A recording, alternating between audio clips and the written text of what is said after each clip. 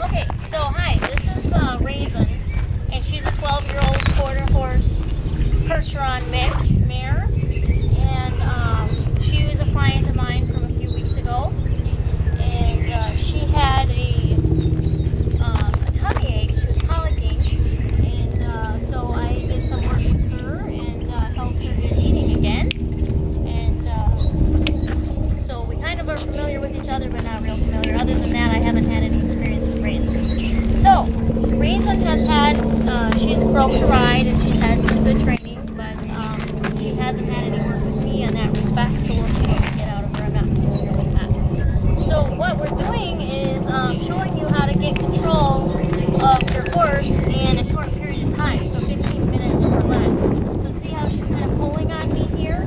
So that's not kind of what I want. I want her to be responding to me. And one of the easiest ways to get control of your horse is to work in a consistent manner to get a response from them. And what I'm going to show you is what we call flexing.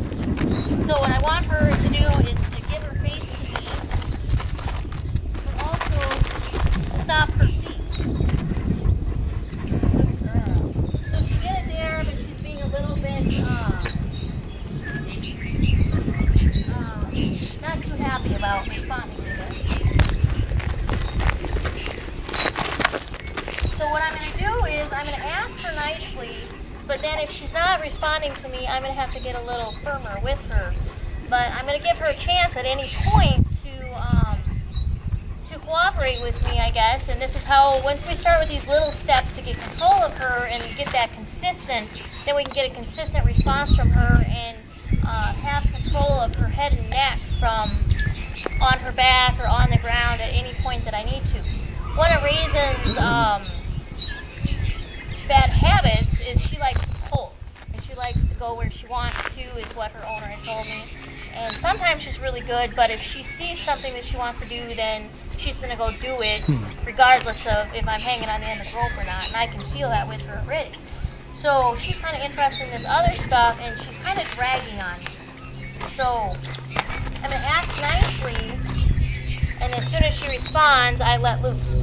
So, and I'm asking and she's not giving, so I'm going to give her some bumps. Good girl. And I'm going to reward her when she gives to me.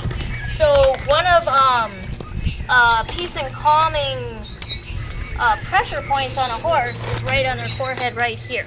So one of her rewards is not only to let loose of her, but also to reward her with that spot.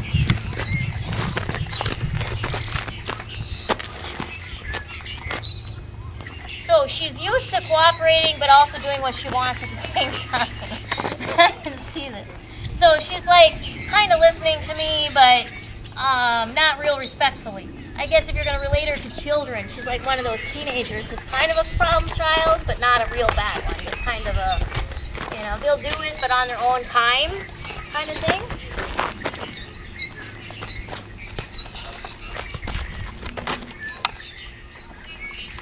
So if she gave, so I'm going to reward her for that, but she's also being kind of like nosy about it.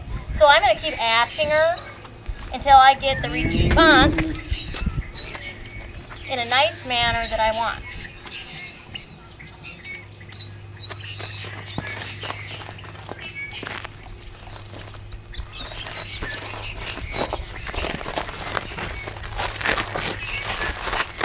So if she moves, I'm just going to keep going with her, because not only do I want her to release, but I also want her to keep her feet still, which is important later on for an emergency brake type thing. If a horse spooks, you can pick up and keep their face right there and have that to be a nice standing point for them.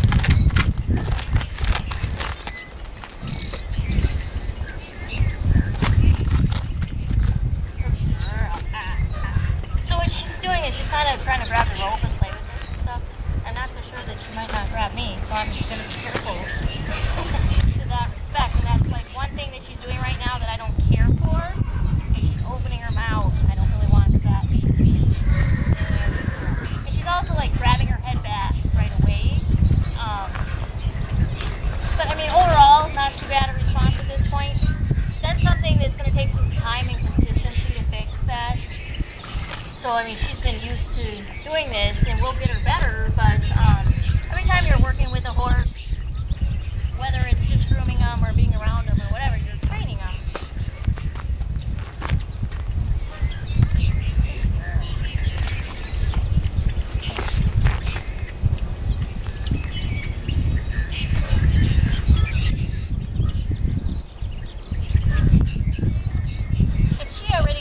I mean, she's done a little bit of flexing before, so that's why I'm kind of bumping on her a little bit. She knows what she's supposed to do.